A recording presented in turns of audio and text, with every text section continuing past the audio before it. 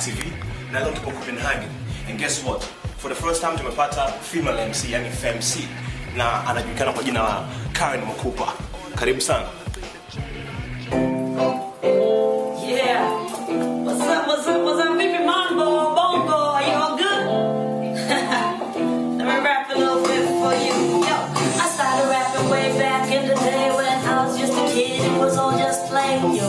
Won't lecture you about the good old days or the dues that I paid, but I still got to say, hey, look at the little girls and boys of tomorrow, growing up in a world with no hope or sorrow. I know that all ain't what it seems, but it sure seems like we're all lost our dreams, yo. Politicians sweet sing lullabies, so we don't hear when the people them a cry, yo. And things still ain't clear to my eye, why we one day must live and die. I got my mind and my money won't buy me freedom, freedom. And everybody's looking for a little thing they call freedom, freedom. And money, diamond, gold won't save my soul. Whoa, whoa, hey, yo. In my hometown, people been looking for crowns and wizard euros. All I know is money go down, but what the road, what the deal? Everybody acts silly when it comes to the fame. People dream of a million. The earth spins that will wash away my dreams, buy me happiness in little plastic tins. I know that all ain't what it seems, but it sure seems like we all lost our dreams, yo. We don't listen when the hungry people bellies them are ache. We say it's God's sake, hey. If I was Eve, I'll probably listen to that little snake and say it's God's sake, yo, yo, yo. We got a mind on the money, and the money won't buy us freedom. And everybody's looking for a little thing they call freedom. Money, diamond, gold won't save our souls. No, hey, freedom. You hear? Freedom. We all want it, yo. We all want it. Freedom. Freedom. Yeah. That's all you get for now. You hear? Kama nilivyoambia hapo awali kama nilikuwa na Karen Mukupa. Karen nimemfahamu long time Dar es Salaam, Tanzania. Hapa anakuja kule anafanya ngoma na wasanii tofauti wa bongo na vitu kama hivyo. How you doing, Karen? I'm fine. And Welcome to Denmark. thank you so much. And you came while I'm washing my dishes. Oh, that's You're crazy. seeing me in my home. That's really crazy. Can you tell us a little bit about your background and family? Like Yes. Karen. Well, I'm born in Lusaka in Zambia. Wow. And my mom is Zambian, my father's Danish. Uh-huh. I lived in Tanzania till I was like around 15. I stayed in Dar es Salaam and Arusha. Okay. Yeah, I'm the eldest kid. We're four. Okay, Yes. okay. That's really cool. So at what point did you know that rap was what you wanted to do full time? What drew you into it? Actually, it was quite early. I remember hearing like some of the first rap. It was actually very, very much pop rap. Rocksteady Crew. Ah, Rocksteady They had a Crew, song yeah. called "Hey You," a Rocksteady Crew. Yeah. Hey, make a move, make a break, make it. Wow. Whatever. I loved it. And then I went home and I told my dad, listen, I really want to be a musician. My dad plays music. Wow. What kind of music? He's actually more like a jazz musician. Okay, jazz music. And he told me like, are you sure you want to make music? I could see he became scared in his eyes. Are you sure you want to do music? Just promise me to go to school. And I said, I really want to try and do something. So actually, when I really knew I wanted to do it, it was in Arusha. I was walking around in the streets, Nilkona Tembe. I was just like, I really want to try rapping. And I heard LL Cool J, fell in love with him, even though I was only 12 years old. Yes. So you really should. So did you know from early on in life that music was your actual calling? Yes, as I said, like my father was a musician. So, I mean, the rapping came maybe a little bit later, but I remember in Dar es Salaam, actually, I used to go to Ice-T. Ice-T, and I remember driving home, and my dad was driving me home from school, and that's when I told him I really want to become a musician. And he turned back, and he was like, what? You want to be a musician? He said, just promise me, go to school. And that's very important. Even like in rap, rap is a school, hip-hop is a school. Of course. No matter what you do in life, you have to be like, you have to be extra smart. Yes. That's really cool. So what's the driving force behind you and your music? What's the driving force? Well, the reason why I wanted to do music is just because I wanted to have a voice to tell to a lot of people. Yeah. And I really wanted to do this. I really just wanted to stand on stage. I really wanted to show myself. I mean, I'm a very shy person naturally, but when I'm on stage, I become like a whole different person. Yes, and I think that's what drives me, just to have that little vent, you know, some steam, get some steam off on stage. That's really, yeah. Well, so we all know that you is a daughter of a jazz musician, but who influenced your sound and style, and who do you listen to right now? Wow, I've had a lot of influences. One of my big influences was actually Lauryn Hill. Wow, she was such a great female influence. that. But some of my first influence was people like Keras One, who like came from the Bronx, being Rakim, Nas, all those people. But of course, the female rappers are the ones like Queen Latifah. I warmed up for her when I was like 15 years old. Wow. She was about 19. She came to Denmark. I just came to Denmark. I started a group with another girl called Natasha. She unfortunately passed away, but she was such a great. So sorry to hear that. Yeah. When did she pass away? She passed away in 2007. We went to Jamaica together. So there was a big car crash. I think everybody out there, Google Natasha. You won't be disappointed. Really, really good. So we had this rap group together, and Queen Latifah was coming, and it was kind of our first job to warm up for her. And then it kind of got into the press here in Denmark. Yeah.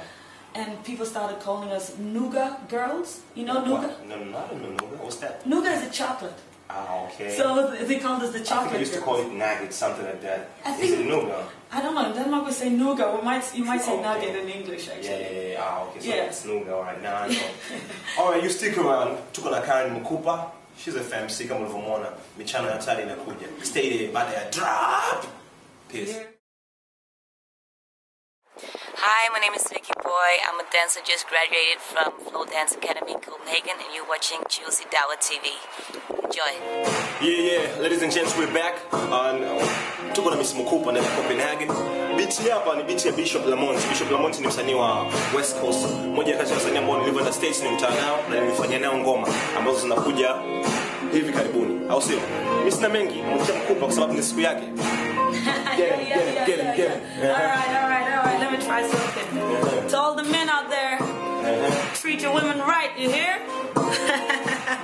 It goes like this. Something like this. Yo.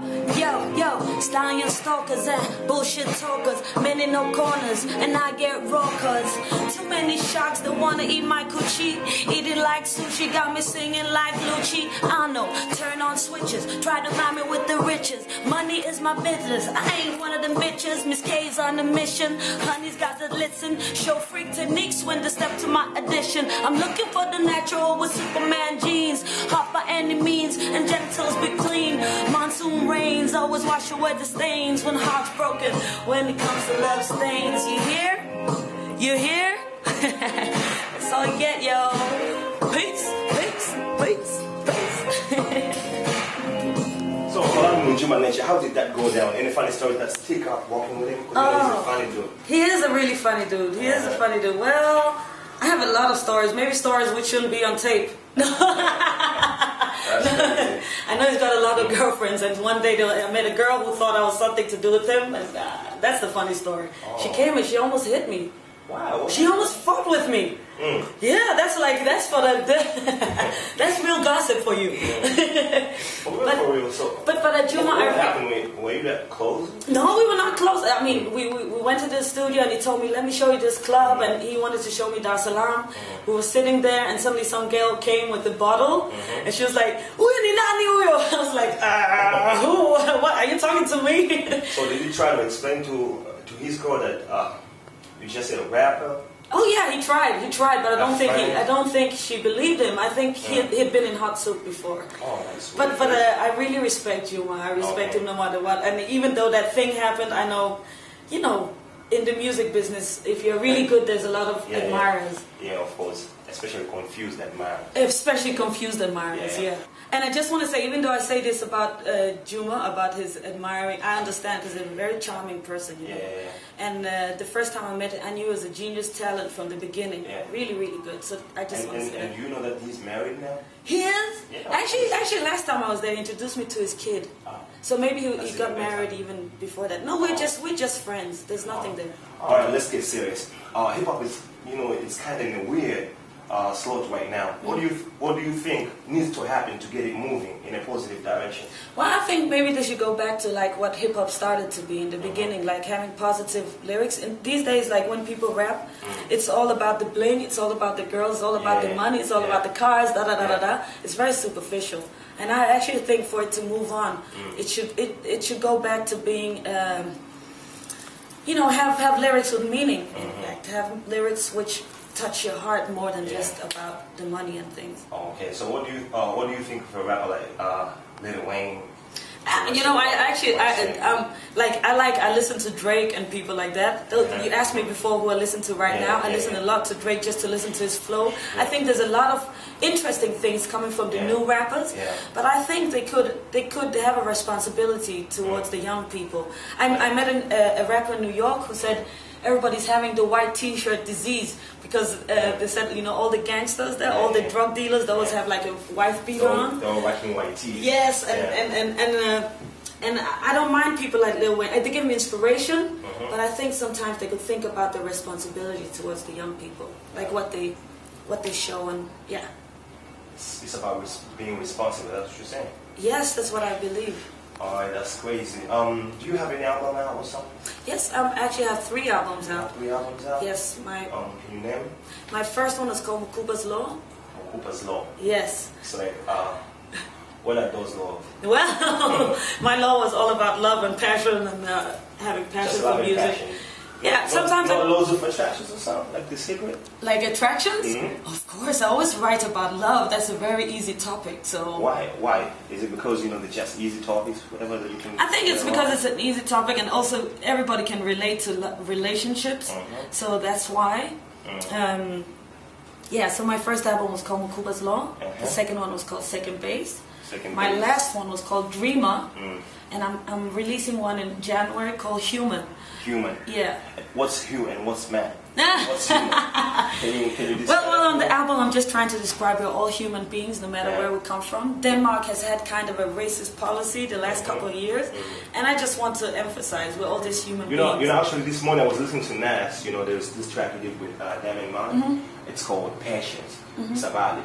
And Copenhagen, he said that what's you, what's man, and what's human. Can you answer that? Well, what's hue? I don't know what hue means, but hue and what's man and what's human. And what's human? Well, I just think if you're a binadam, that's enough to be human. Okay. If you can say it like that. And do you believe in humanity? Of course I do. I believe we're all a part of this. No matter if you got green hair, black hair, purple eyes, we're all part of the human race, and we all just have to respect each other. And we all one. We're all one, and you know what? I think Dar es Salaam, a place like Dar es Salaam, is a very, very good example. Like when people give me interviews, like, can you give me an example of a place in the world where you think they have that kind of togetherness, even though you're Indian, black, white, whatever. I always use Dar es Salaam as a good example, even though I could use New York because New York is a melting pot, and I've been there, I love it.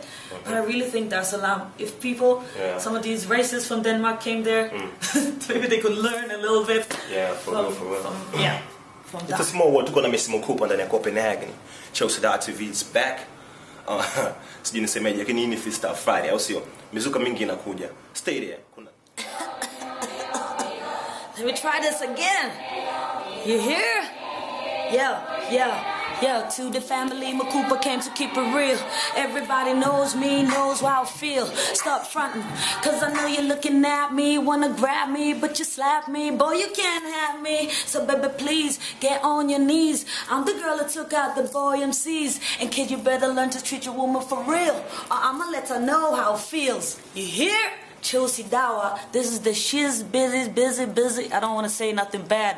Just remember to check the show and join the revolution.